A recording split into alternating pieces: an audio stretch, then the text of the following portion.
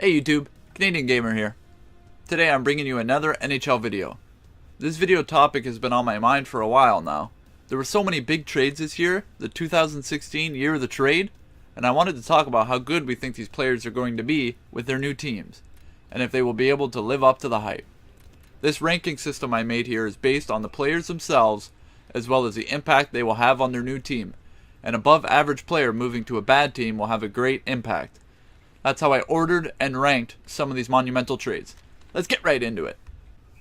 Number 1 on our trades list, St. Louis Blues trade goalie Brian Elliott to the Calgary Flames. Brian Elliott is coming off a great season in St. Louis last year. He only played 42 games, but his record was 23 wins and 8 losses, the rest going to shootout. He really showed off his true form last year in an attempt to bring St. Louis home the Stanley Cup. Now they shipped him off to Calgary, where he will be playing behind a great defensive core. He's got TJ Brodie and Giordano right in front of him on the first line defense. Jokipaka and Dougie Hamilton is the second line, and Englund and Wideman is the third line. Some good vets back there. Those are some great defensive pairings to assist Elliott to have a successful year in Calgary. Calgary just needs to get some more offensive firepower, and they'd have the potential to make a real run at the Lord Stanley. Number 2 on our list, the Montreal Canadiens trade forward Lars Eller to the Washington Capitals. Now I don't know what the hell Montreal is thinking this year. I don't know why they are trading their young talent away. They did it twice this year. Lars Eller was a great team player and he opened up a lot of space for the offense. I don't know if they had too many players or think they had too many players like Eller on Montreal, but now he's shipped off to Washington where he will have a real chance at making it to the finals. He will probably end up on the second or third line wing in Washington.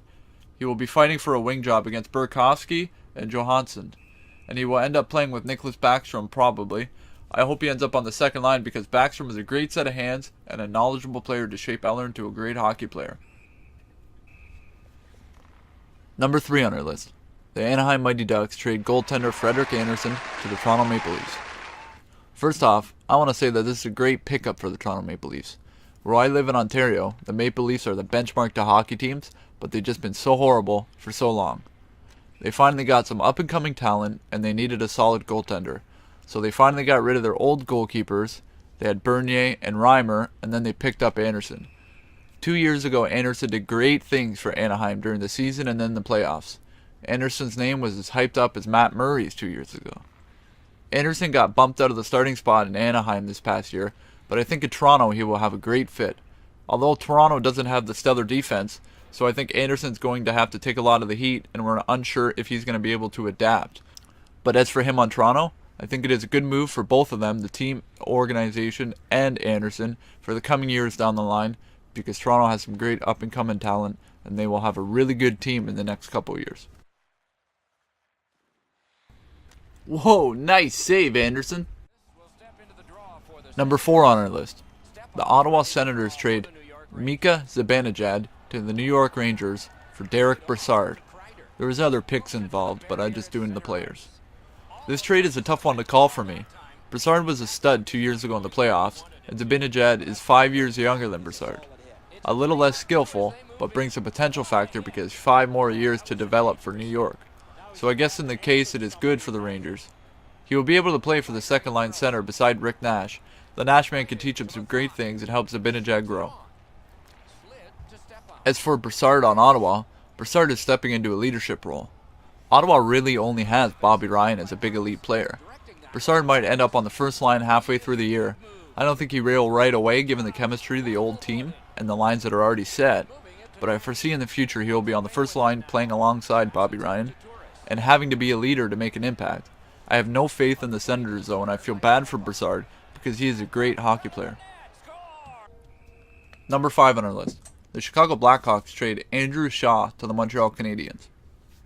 I placed Andrew Shaw as my number 5 biggest trade this year because everyone underestimates support player roles. Supporting player roles are the biggest puzzle piece to making a good playoff run. Andrew Shaw is one of the biggest names when it comes to third and fourth lines. He's been around in Chicago for years, doing justice over there, taking home cups, and now he's shipped off to the mess in Montreal where they don't even have lines set up. They've traded so much talent away. I don't know where in the actual puck Montreal plans on putting Shaw and what they plan on doing. They have Galchenyuk, Plekanec, and Desharnais up in the middle. Put Andrew Shaw on the fourth line? I know he's getting older, but he deserves better than the fourth line. And they have no names on the wing. Montreal is in shambles, and hopefully Andrew Shaw can hold up their depth because they don't have any. Good luck, Andrew Shaw. Number 6 on our list. The New York Rangers trade the rights to Keith Yandle to the Florida Panthers. Florida surprised us all this past year. No one expected Florida to come out and play as good as they did together. Jaromir Jagr is like 65 years old, skating faster than all these 20-year-olds, showing them the moves and how to play hockey. They have crafty veterans mixed with some average young talent that has just worked. They've upgraded tremendously on their defense by picking up Yandle. Yandle is definitely going to end up in the first defensive pairing in Florida. He'll probably be paired with Aaron Ekblad, which is an awesome first-line combo. Florida needed the defense, and they're hoping Yandle is the answer. Although this only solidifies one defensive pairing, it is a definite start to building their core, and Florida is stepping in the right direction. Number 7 on our list. The Edmonton Oilers trade Taylor Hall to New Jersey Devils for Adam Larsson. Did I just say that? Did this trade really happen? Is this real life? Edmonton trading away their best scorer of the past 2 years to New Jersey? New Jersey? Okay, we all know Edmonton needs some defense. Like, really needs some defense. But to trade away Taylor Hall? I was hoping to see Eberle, Hall, and McDavid and have them trade off the Nuge or Yakupov. Edmonton has so many young stars and talent that it doesn't really matter. They can move either of those pieces. I just thought Hall and Eberle were at the top of the list for their talent.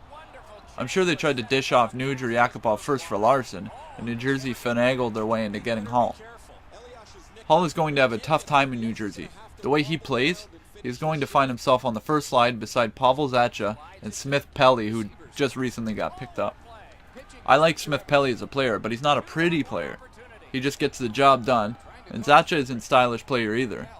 Taylor Hall is one of those players that needs at least one great player with them, and they'll both exceed their limits exponentially. I feel like he's going to be held back in New Jersey and have a tough time of it. I guess we'll see next season. Adam Larsson is going to Edmonton, which out of every team has the most potential, but they've had the most potential now for 5 years running, and they haven't been able to use it. Adam Larsson will end up on the first line of the defense with Klefbom. They'll probably make a nice first line core. Hopefully Nurse can step up and take over a second line spot, and then he can play with Sekera, giving Edmonton a solid 2 lines of defense, and they can actually make a stab at a playoff run. This is our last one, guys. Number 8, the biggest trade of the year. The Florida Panthers trade Marc Savard to the New Jersey Devils. Marc Savard? He's still in the NHL? No, he's just on the golf course getting paid NHL money. I can't believe this guy still has a contract in the NHL. He really played his cards right. He knows how to do it. But seriously, our number 8, our last but not least, biggest trade of the year, it goes to the Montreal Canadiens. Trade PK Subban to Nashville for Shea Weber. What in the puck is Montreal thinking for the second time?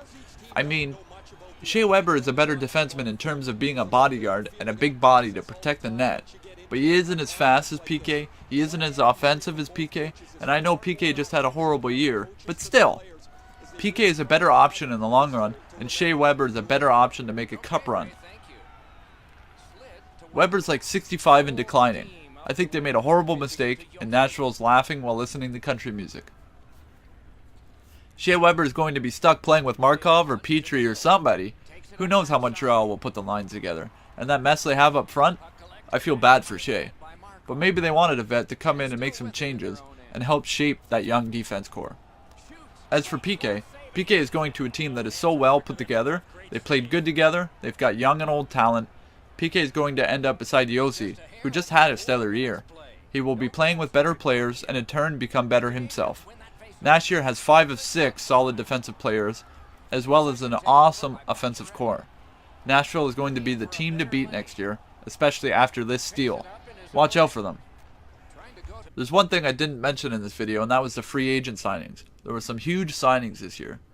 Some of the big free agent signings this year was Milan Lucic signing to Edmonton Oilers, David Back signing to the Boston Bruins, Andrew Ladd signing to the New York Islanders, Louis Eriksson signing to Vancouver, Troy Brower signing to Calgary. Chris Stewart signing to Minnesota. Smith Pelly going to New Jersey. Vanek to Detroit. Maybe he won't be so lazy over there. And Bodker going to San Jose. There was tons of amazing signings this year. Maybe I will make a video on the next biggest free agent signings next. Tell me if you guys would like to see that video idea in the comments below. Thanks for watching my biggest trades of the year video, guys. I really appreciate the support. I'll see you guys soon. Canadian Gamer out. Doc to ya.